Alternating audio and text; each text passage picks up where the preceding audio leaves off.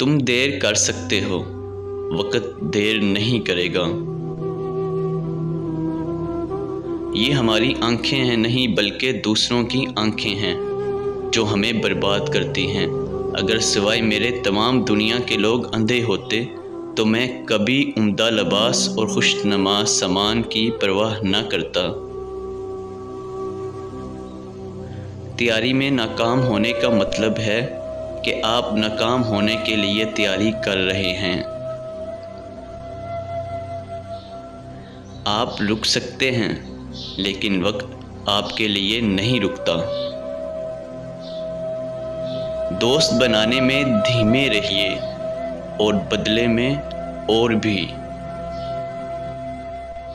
शहद मीठा होता है, लेकिन मक्खी के पास डंक भी होता है। आधा सच अक्सर एक बहुत बड़ा झूठ होता है।